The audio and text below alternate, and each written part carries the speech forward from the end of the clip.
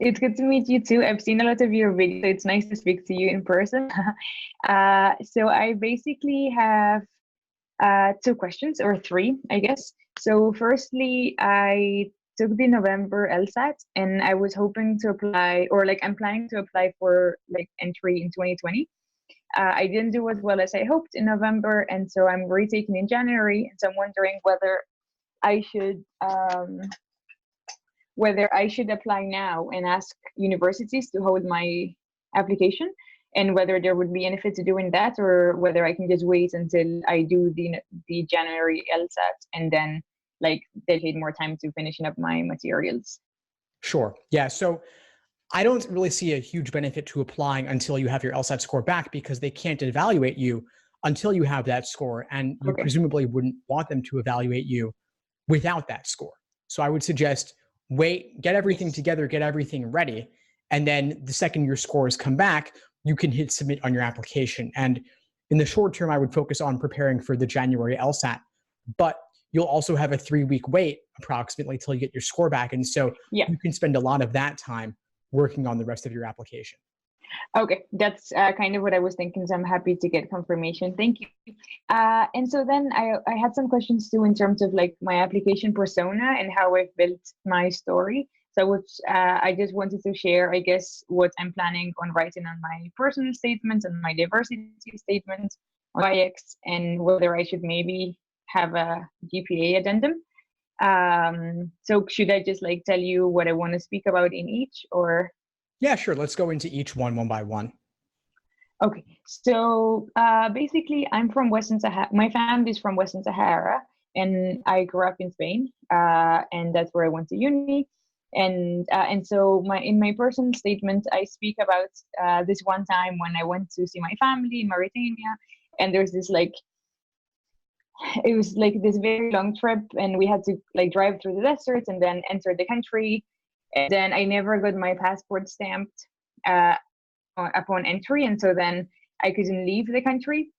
And I went to the Spanish consulate seeking help since I have a Spanish passport, and I was met with um, like I wasn't helped at all. And the consul said that he should actually take away my passport for like XYZ reasons. And so that made me realize how like helpless one is when you don't have information and you don't have access to justice. And so I kind of use that to like set the tone and to explain what my work experience and my interests have been since. Because I'd say the thread that connects everything I've done is increasing people's access to education or uh, like physical space. I was a consultant in the accessibility sector for a year. And so a lot of my experiences are around that. And so that's kind of what I would speak there, where I would speak about there. And then for my diversity statements, I grew up in the Basque Country in Spain. I'm not sure you're familiar with the Basque Country, Yeah, I am. Yeah. but there's okay, cool. So I grew up in a little village that I love, and the community around me was very supportive of ETA, which is a terrorist organization or liberation movement, depending on who you ask. And so I had to go through this and like some of my teachers were in ETA and then like subsequently like arrested and imprisoned, and so I had to go through this process of like rethinking what my principles are and how I relate to like violence, and so I kind of want to, in my diversity statement, I kind of speak about how I bring that like diversity of thought, I guess, of having grown up in such a place, which I think it's different to many US cities. And then in the YX, so I spent my year abroad in Boston, and I've since spent a chunk of time in the US as well. And so I kind of, because I feel like as an international applicant, I have to make a strong case about like why do I want to go to law school in the US. Uh, and so I kind of start speaking broadly about like why my experience there was so impactful and what I love about the city, and then like go into detail about like each specific law school.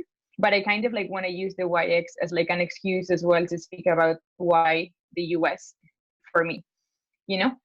Yeah. And then and then I did a master's at Cambridge, And so my GPA for my undergrad is a superior, or like a 3.9.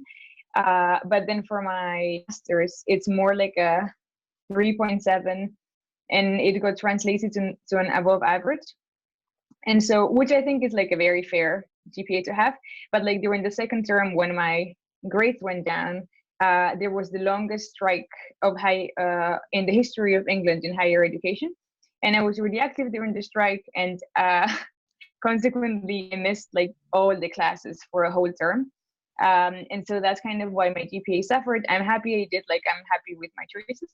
And then one of my reference letters is from the master of the college I was in at Cambridge, and she is a law professor, and I think she speaks to like the actions that I took in the college context.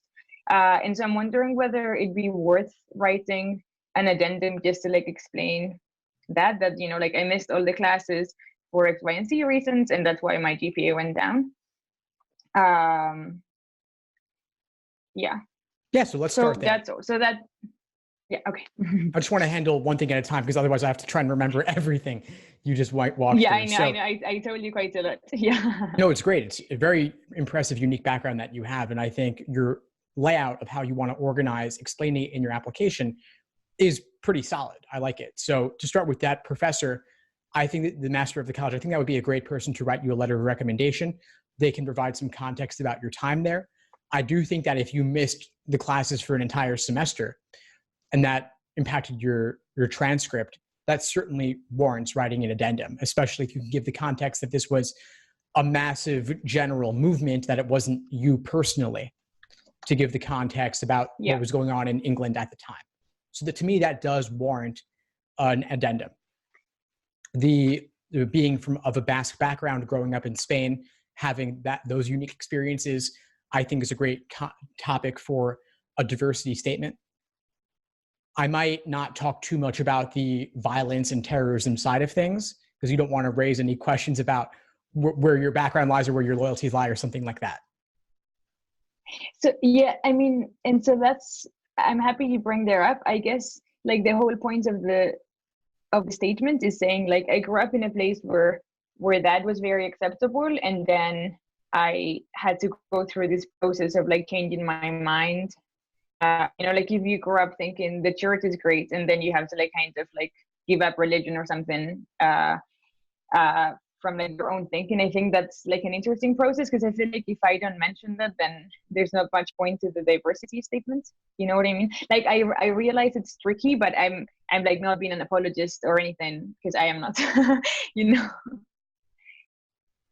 Yeah. So if you can talk about the context of like the evolution of your thought growing up in that context, and how you might have changed your mind or changed your opinions along the way, perhaps with greater exposure to other ideas and being outside the bubble of a very small community. Okay.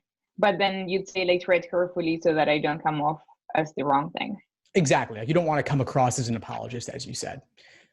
And then the general topic of travel and the passport, and the international context of being powerless in front of such a vast bureaucracy, I think is a great topic too for a personal statement.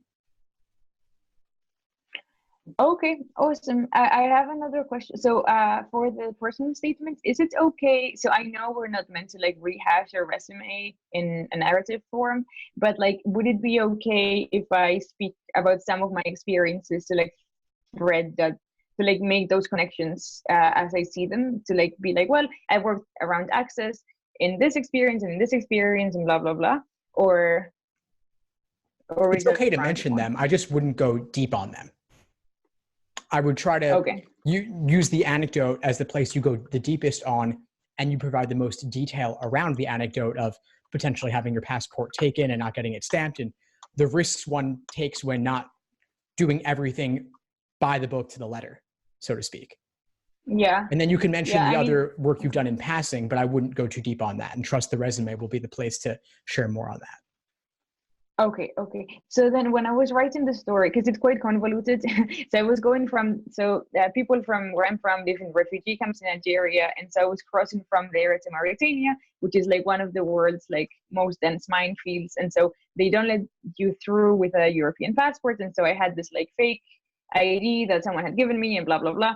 And so it's quite long. And when I first wrote it, it was like 3 or 4 paragraphs. And then I boiled it down to 2.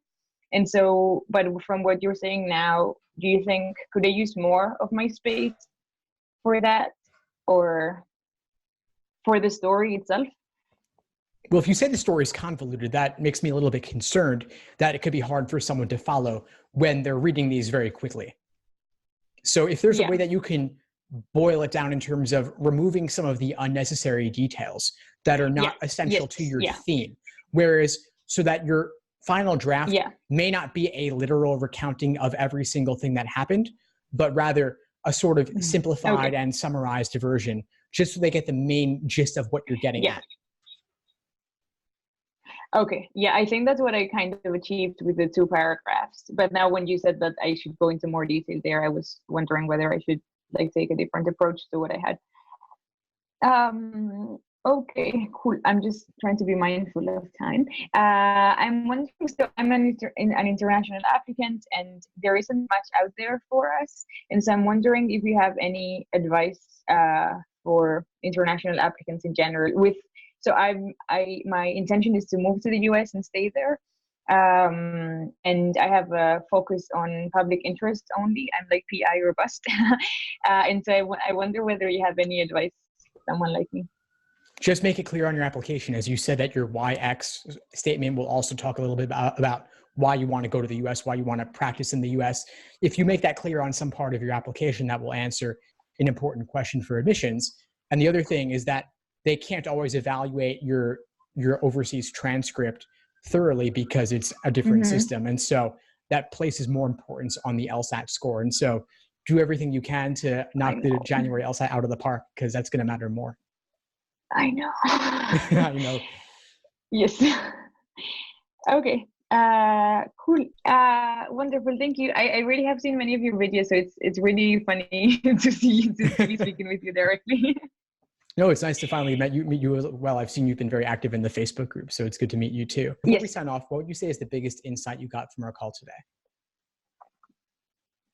I think like getting confirmation or like validation about how I've like spread out my story, because I think there's like many aspects of my life that could be interesting, and so I feel like having validation on how I've split it into like the different application materials, and then having confirmation about like writing the GPA addendum for my master's, that was really useful and has like put me at ease. And then also the fact that what you mentioned about like don't bother applying now, like focus on the LSAT and then apply after those. I mean, it was all very useful, to be honest. Great. Well, please keep in touch and let me know if I can help in any way as you move forward. Okay. Thank you so much. I will. Thanks. Bye, Steve. Have a good day. You too. Thanks for tuning into the show. Please subscribe if you haven't done so already to be notified of new episodes as I release them. And feel free to reach out if you need anything at all as you move forward with your prep. I'm happy to help however I can. In the meantime, I'll wish you all the best and take care.